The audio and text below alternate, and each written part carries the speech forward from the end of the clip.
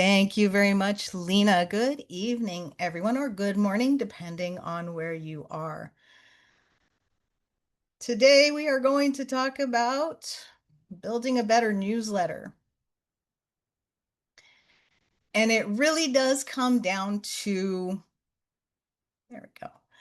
It really does come down to a lot of factors besides how pretty it is. That's often what a lot of folks look at when they first start. And, oh, forgive me. Can I do that? There we go. Sorry, I am a big fan of live captioning. Sometimes sound peters out. You might be hard of hearing like me. It's allergies in my ears. It's terrible. Alrighty then. So let's go ahead and get started. Let's talk about why. Why do we even do a newsletter? A good newsletter is important for reasons that revolve around things like communication, engagement, and growth. Oh my goodness, isn't that what Toastmasters is about as well? But member engagement and retention, if you are looking at your club specifically, and even as a district, you want to be able to provide information that makes them feel like they're in the loop. They know what's coming next. They can see opportunities. They can feel appreciated because they got highlighted. Yeah, oh, wait, there we go. Information and education. And this is all about serving as a source where they can find where do I need to go for upcoming meetings, or how do I find education or help with pathways, or how do I work towards my DTM. Any of those things can be a part of your newsletter depending on why you are creating your newsletter. And I touched on this just a moment ago, but recognition and motivation by spotlighting our members, spotlighting our club, showing off things that we have accomplished gives the group as a whole a sense of a feeling of accomplishment. And that also ties back into engagement and retention as well. Recruitment and club image. You can get a lot of folks on your club's newsletter who are not members yet. Now, this is, of course, primarily club. As at a district level, the district newsletter is not going to have a whole lot of benefit to non-Toastmaster members in general. There may be some things in there that they might go, ooh, well, maybe I want to be a part of this bigger thing. But generally, it is the club level where we are really targeting and in recruitment and showing off what our club is about, showing off your culture, your personality, your members.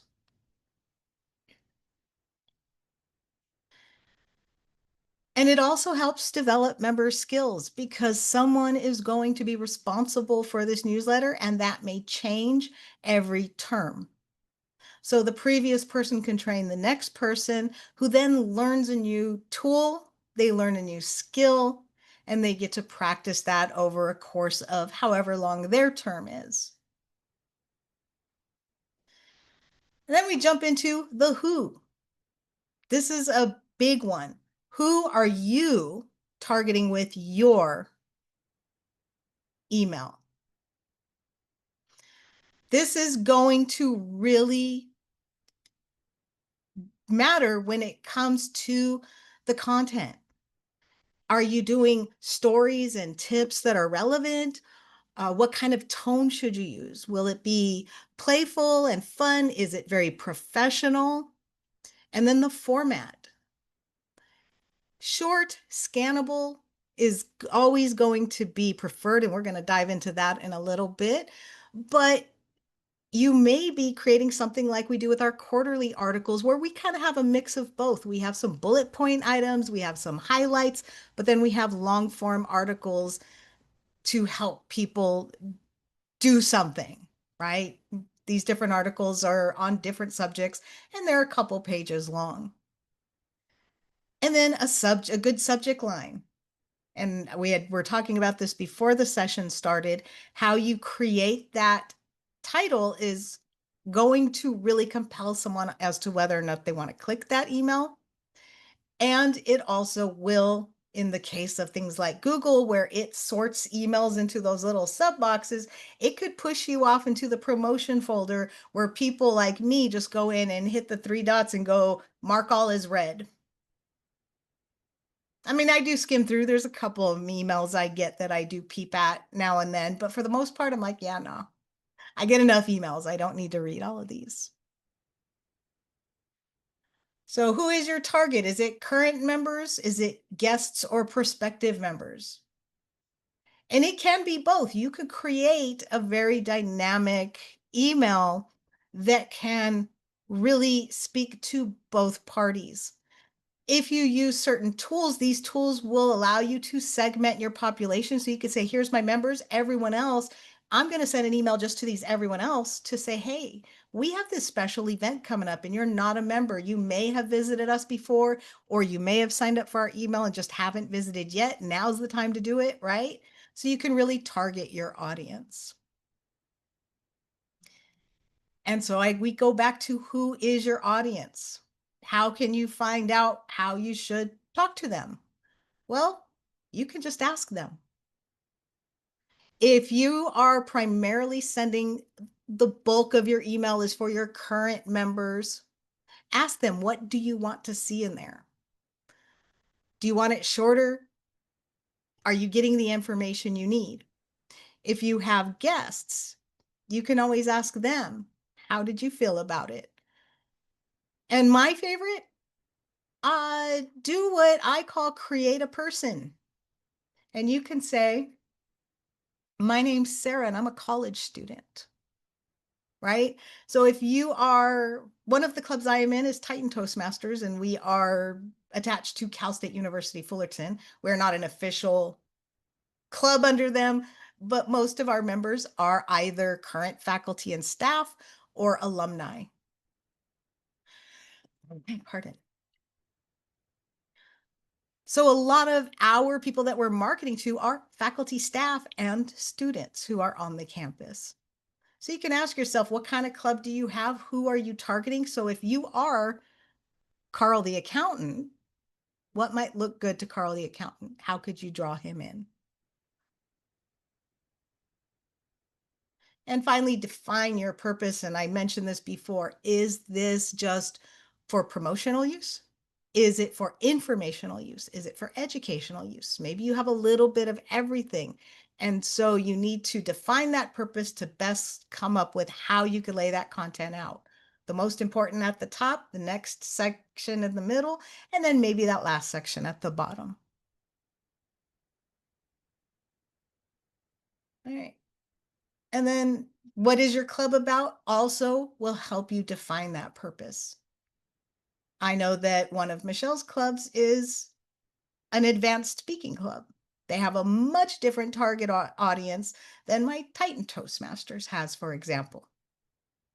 You know, they're targeting people who are already maybe good speakers who want to be great speakers. Meanwhile, I'm targeting people that have to maybe speak up in meetings or give presentations and want to be better at it because they're kind of down here, right? So that's where you want to really play up what your club is. All right, this is when we get into the what. So what kind of email are you making? You can just use regular old email. You don't have to use a tool. You could create your own mailing list. The caveat of this is it's pretty easy, right? You could collect these emails. You could create your list in your Google, your Outlook, whatever you are using, Apple Mail. And then you could target these folks with a nice email. A lot of the email builders these days allow for adding images, adding colors, adding little boxes. So you can really make a dynamic looking email. The downside of this, though, is that there is no unsubscribe. And you cannot add people willy-nilly to an email list unless you want to get sued. That is against the law. You have to get explicit permission from the person that they want to be added to their list. Does anyone here, if you're in a club, does your club use free Toast for their website? I have a couple hands, couple thumbs up. All right. On that little contact form that is built into the free Toast host, if a prospective member or guest shows up and they click that contact the club, there's a thing at the bottom that they can check the box that says, yes, please add me to your mail list. Now, that was generally put there so that you can add them into free Toast host as a prospective member or a guest. But that's kind of not really, in my opinion, the best way to go about it. I add them to my mailing list. I can also show you how you can just, if you are using something like MailChimp, you can add that sign up form right on your free Toast host. Most of the people that are on my mailing list have just gone there and just put their information in and signed up for our mailing list. And there is no work for me to have to manually add anyone. Which brings us to the free tools. These tools can cost money, but for most clubs, you can use any of these without reaching the limit. Now I have Canva on there. Canva, of course, will not send emails for you, but it can help you create something that you can then send out. There are paid versions of these for our district users. They know we have to pay for that as a district because we have way too many emails and users that are going out on there. So for example, MailChimp is 500 users and you can send up to a total of 1,000 emails per month for a limit. And for most clubs, that is more than plenty. Aweber, I believe, is almost double that. I think it's 1,000 users you can have on your list and you could send up to 5,000 emails a month. Don't quote me on that, but I'm pretty sure I'm correct there. HubSpot is a really cool tool that actually will give you more analytics than some of these other tools were, but I am not a super expert on it. I haven't really played with it, but it is a tool I'm going to dip my toes into. So I thought I would add it here in case anyone is interested in taking a look as to what they offer. And then finally, as I mentioned, Canva. Canva is a great way to create small graphics and imagery that you can add to your email in MailChimp or any of these other tools, or even if you're just using your regular email account to send out emails to your users.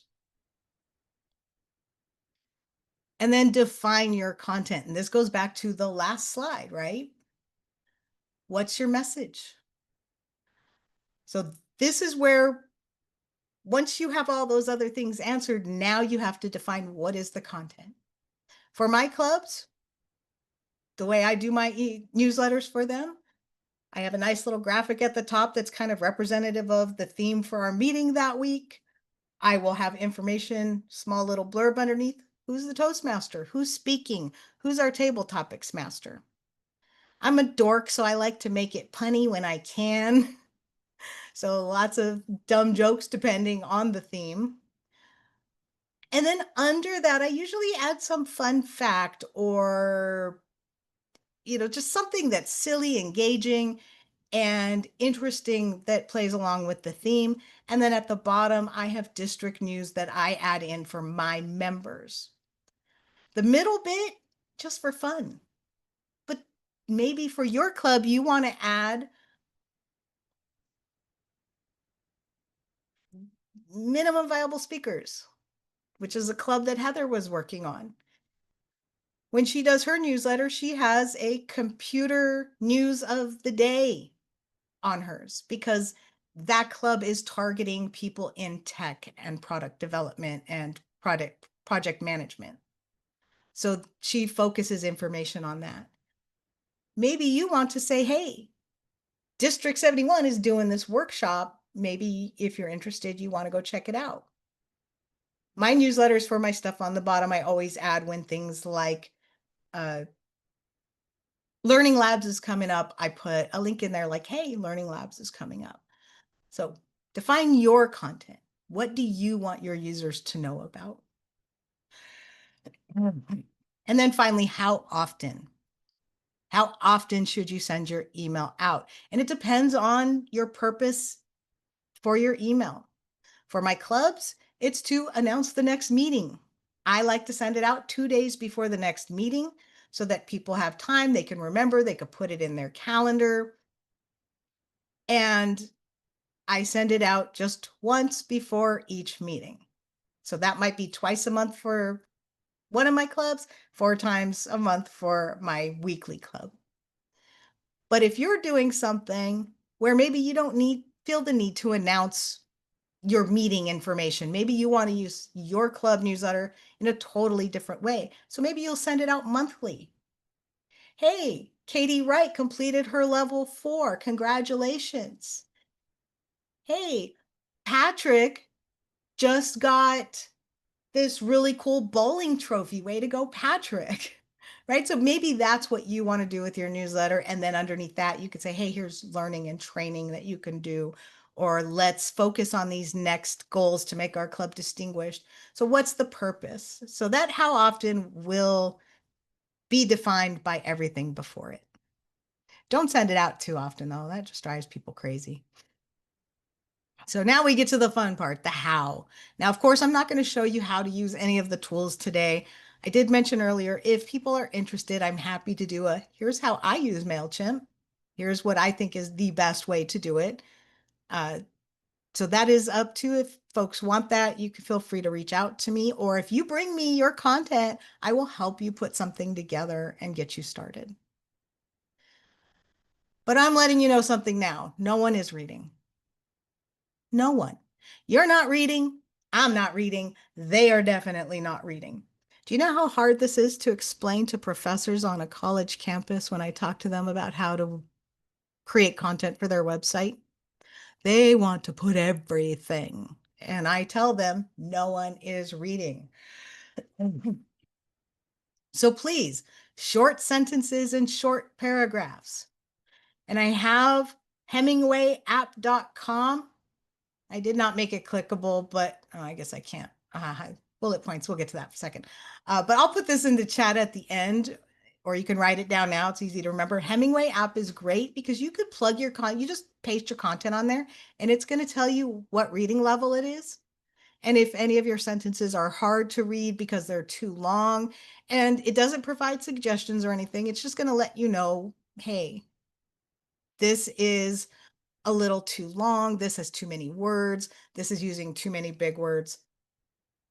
You want to be writing at around an 8th to 10th grade reading level. But gee willikers, Jonni, we're all really super smart Toastmasters. I don't care. If you're writing a newsletter, for example, and it's in English, but you know a lot of your users have English as their second language, they're going to be reading just a little bit slower. So make it easier for them. What about users with dyslexia? People that are attention disordered? You know anyone that have had a stroke recently? That affects their primary language system. So reading is slower and harder. So when you write clearly and short sentences, short words, you can save the flowery writing for the articles on LinkedIn that we're all doing, right? You want to keep your newsletters clean to the point, which brings me to bullet points. Our brains love bullet points. I guarantee you that if you get a page, whether it's written or on a website, and you just see a wall of text, but then in the middle, there's a couple bullet points, your eyes are going to be like, boo, bullet points, summary, yay. So you're going to read that summary, the bullet points, etc., first to see if it's even worth your time to go back and read the rest of it. Good color contrast. Again, this goes back to, I know this is not accessibility training, Jonni, but good color contrast is just making sure that people can actually read it, especially if they're on a mobile device. If I'm on my mobile device and my contrast is really high because it's sunny out and you're not using a good color combo, I'm squinting and struggling to read it. You're helping people read and understand your information faster when they can read it more easily. And then use headings. Headings is that bigger text, right? When you separate small chunks of information using some type of heading, then we don't feel so fatigued looking at a wall of text because we have something defining sections for us. Our brains will go, okay, cool. But you could give them the same amount of text without the headings, and people are gonna be like, oh, that's a lot, right? So it's all about kind of tricking the brain a little bit. Good link text. Don't put click here, read more. For God's sake, please don't. I mean, I could go into the accessibility reason why, but I'm going to go into the marketing reason why. Click here for what? Now read more. We see that a lot for news articles, but there's a lot of codes that goes in the background for things like screen readers or people that cannot see the text right. If I'm listening to something, read it to me. There's hidden text back there that is going to tell me what I'm reading more for. And a lot of times when we do click here, link text or read more, it's like hidden or dropped at the bottom of a paragraph. That's going to be missable. So if you're wondering why people are not following through and clicking links, it's because you're not clearly telling them what they're going to get if they click that link. So give them a good call to action. Register for the meeting. Sign up for the workshop.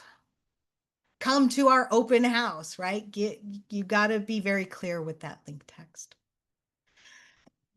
And finally, graphics and images. Don't use too much.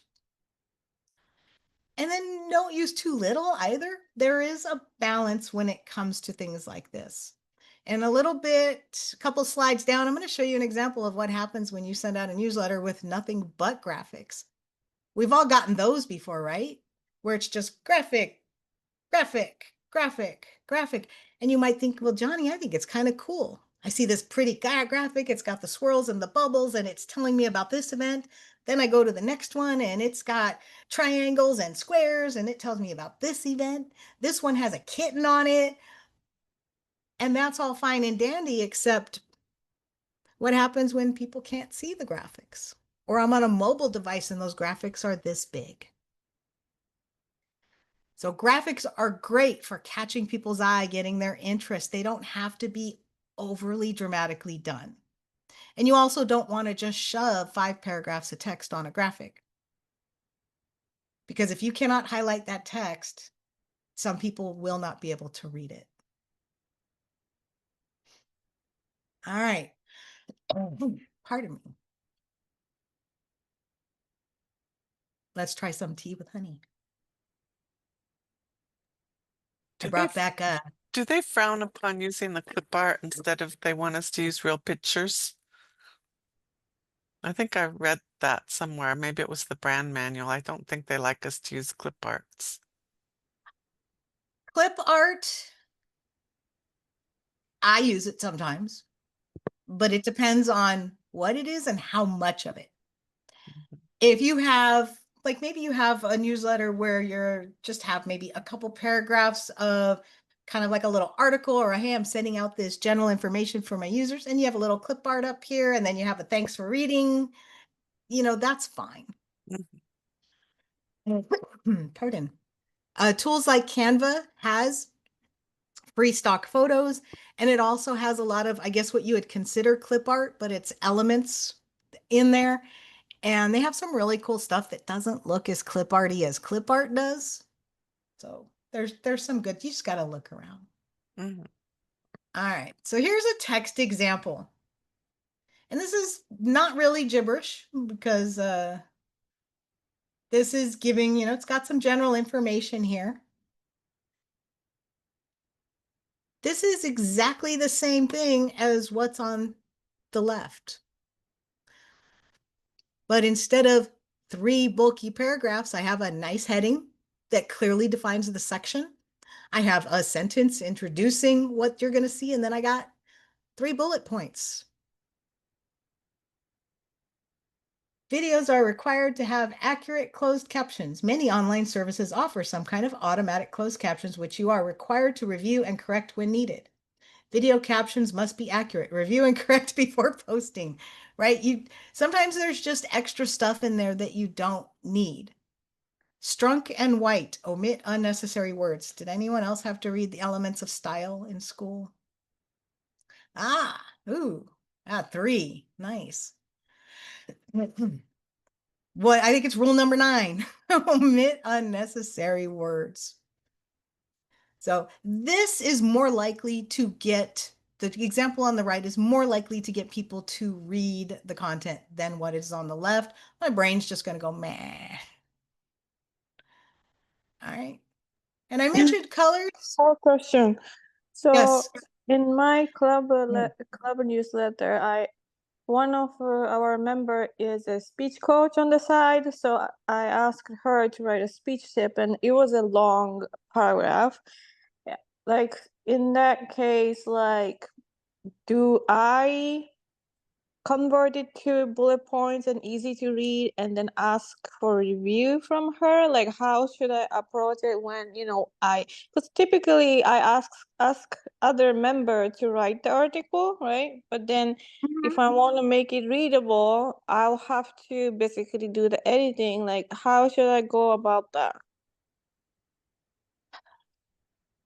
I think it depends if you know your members well and you know she won't be hurt if you say I adjusted it to make it simpler. Sometimes it's just a matter of looking where you could just hit enter and break it into a couple smaller paragraphs. I'd rather see four small paragraphs than two big paragraphs. So when you are doing your you said you do district Well, newsletter, correct? hmm When you get articles from others, like, how do you edit them? I do not, we don't put articles in our news district newsletter at District 100 because our newsletter goes out weekly. For our quarterly magazine, it is a multi-page magazine, so we just do full articles in there. So if you're sending something out and it's only going out once a month, once every couple months, then the full article is fine. Okay. I would just tell people just to try to keep their sentences a little shorter. Like if you notice they have a run-on sentence, just put a period and hit enter, right? You're not, that's not a huge edit. No one should cry about that. I see. Yeah. But if you do have someone, AI is a great tool. Just throw the in there and say, can you take this content and make it into bullet points? See what it comes back with. All right. Colors. Colors are important. We see a pink block on the left with some lilac lavender text on top. Most of you could probably squint at your screen and read it. I can see it from where I am, but I mean, that text is big for me because I have giant monitors and I live in Control++ land because I have terrible eyesight. But do you want to read an entire article with those colors? Again, this is not an accessibility section, but color vision deficiencies and color blindness is a thing. But even for those that don't have it, why should I have to squint and struggle to read just because you thought the lavender looked pretty with the pink? I know my example is a little extreme, but I am not joking when I say I get stuff like this. I see stuff like this. Maybe a little bit lighter pink and then maybe a little bit darker purple is pretty common. I see it a lot. That's hard to read. Nice clear text. Can you use colors? Absolutely. But this is where we want to make sure we use color responsibly and use a color contrast checker. I do have this linked here and there we go. Oh, service unavailable? What's up, WebAIM? I will put that into chat for you though. Ah, there we go.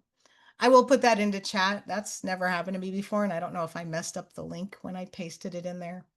But color contrast checker, it gives you what you should be looking for right there in the tool, but it's a great way to ensure that most people are going to be able to read your colors one on top of the other. All right, here's my image example. I have ADHD. I squirrel a lot. In my email program, Katie's like, me too. In my Gmail, I went into the settings and I tell it, don't display media. Turn off the graphics. Why, Jonni? Why would you do that? So that way, when I go into an email, I can read the text first, then load the pictures. Because we all know that a lot of times we get emails that are just so overwhelmed with images that we're missing all the text in between. Well, you might not be. I am. I don't know how many times I've opened an email and went, pretty, and then clicked back and then went, wait, why did I open that email? So for me, and I found out I'm not the only one who does this, I just turn graphics off. After I get done reading the email, then I click that display images and then I could see all the pictures. But for some folks where they can't load images, whether due to not having a good internet connection or they are visually impaired and they're using a screen reader. So here's an email I got.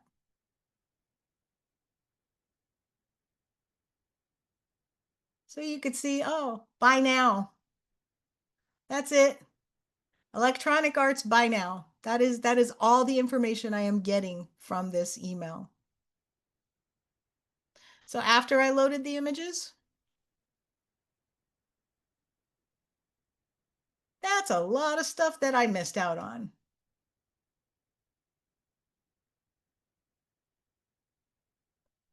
What could they have done differently? It could have been as simple as adding alt text to the image rather than just buy now. They could say, hey, Grange Mudroom and Essential Glam Creator Kits are on sale. That's it. That's all I needed. So you could see how much people might be missing when you overload with graphics. And again, that looks pretty tiny on there because I had to squish it down once I added the graphics to get it to fit there. But on mobile, that's even smaller, right? Those are teeny tiny. All right. And that brings us to final thoughts. We go back to who are you targeting? What is your message? How often should I send this? Your design can change whether it is a single article, maybe that you're putting out once a month for your members. Maybe it is something like this where you're targeting different things, multiple audiences, or it's a more general informational email, or something like this where it's actually updating people. Hey, look at Sarah down here. She did a cool thing. Hey, we have this neat thing happening in our club, right? So these are different ways that these were just a couple samples I stole offline of what I think are good layouts. Generally, something like this can be a little cluttered. Obviously, you cannot put a lot of text in things like this, but it all comes back to the what, the how, and the when. And I'll open it up if anyone has any questions, and I will stop share as well. Can you share, like club or district news, or maybe club newsletter that you made? All right. I'll show packs off since I know they go out weekly. So look, no, this is my email that goes out to people with images turned off. Mm-hmm. Oh, I can add the images. Let me close you. So right at the top, boom, next meeting date and time. So people see it first. I have a nice little, well, I think a nice little graphic with the theme. And again, I make it, if this image isn't here, they're not losing anything. This information here is just talking about what is going on, who the Toastmaster is, who's giving a speech, which will be Katie coming up this next week. And then here, register, and here's our agenda. It is right there. And then under here, I usually add some kind of fun fact. So since we were talking about colors and change because of the season, I talked about some of the things that are changing during the season. But you could do something totally different here. Maybe this is where, you could utilize this space to really draw in a prospective members. Like up here, your members now know what's going on next, but maybe down here haven't come in a while. Here's why you should, so you could use that. And then down here, I always have my upcoming district news.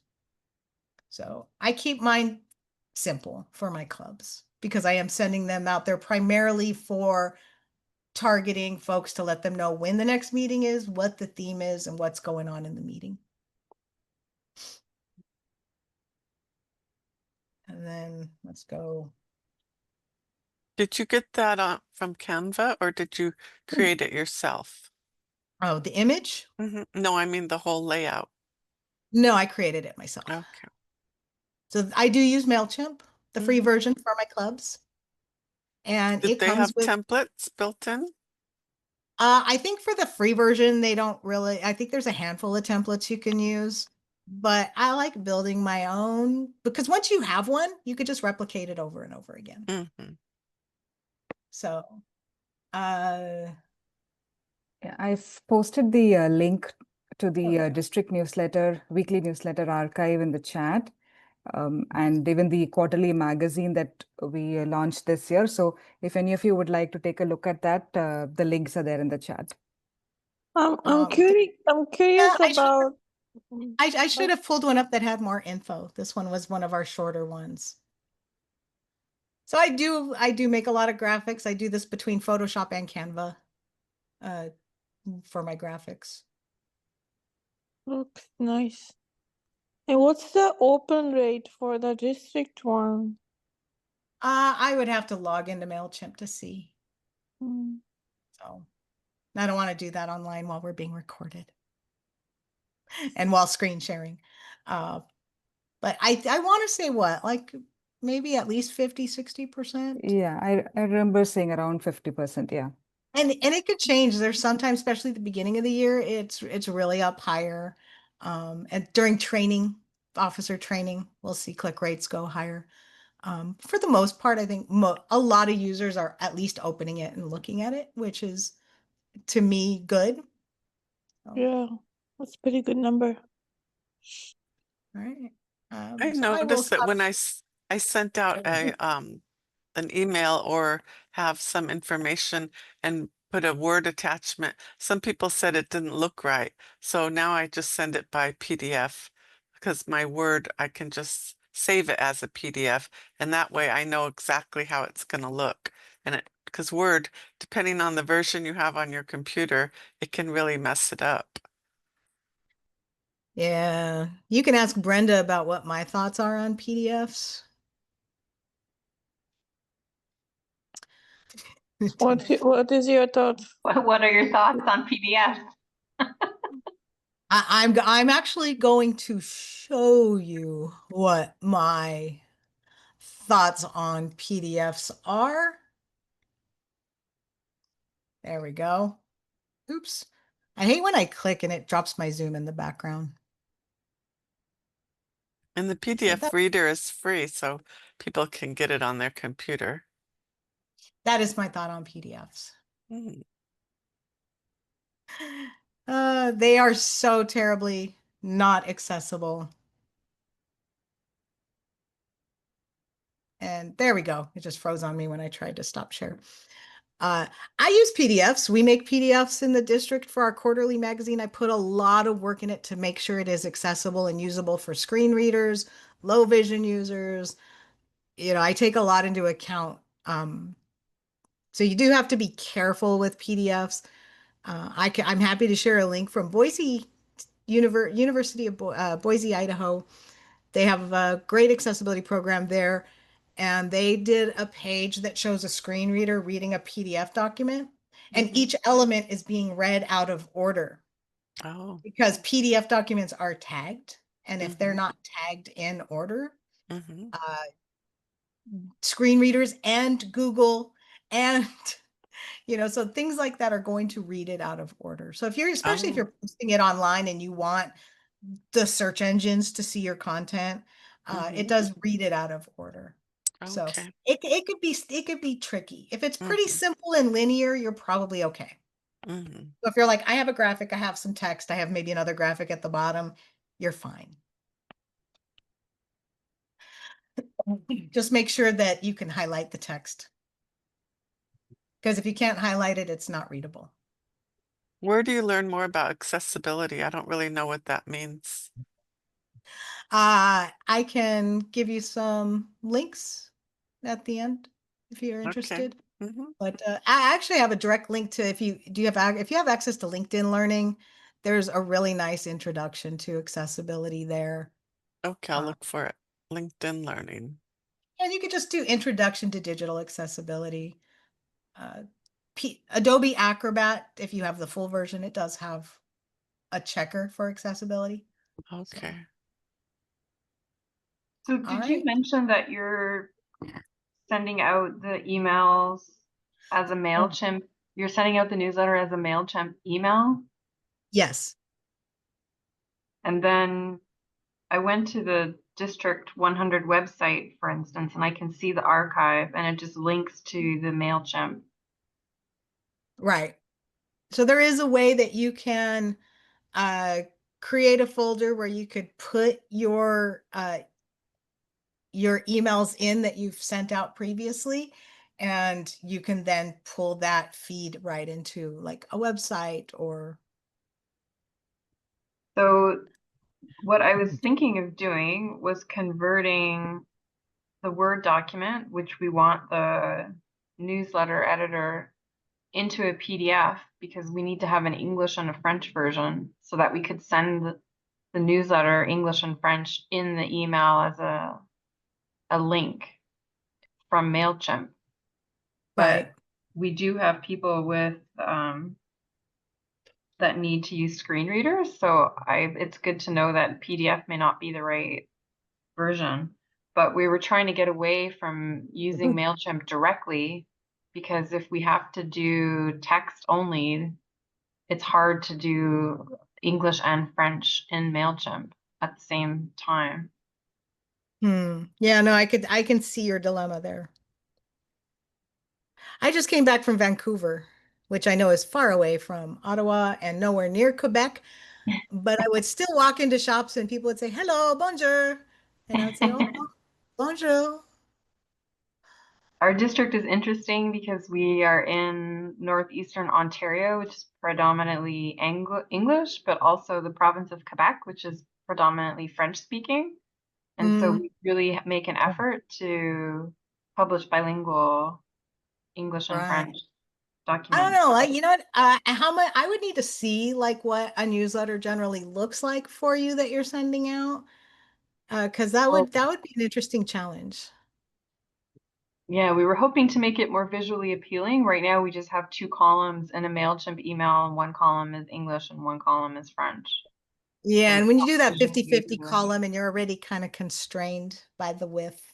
And I don't, now that you say that, I don't know how a screen reader would treat the columns anyway. It Like would if read there's them in order. a It would French read them. screen reader in English. Now, Anyway, if you use headings, a screen reader can, so if you have what's going on in the district, and then so if I'm using my screen reader and I hit the H key, what's going on in the district, and then I hit H again, it goes to the next heading, and the next heading is en français, what's going on in the district, right? My en français, un poquito. okay.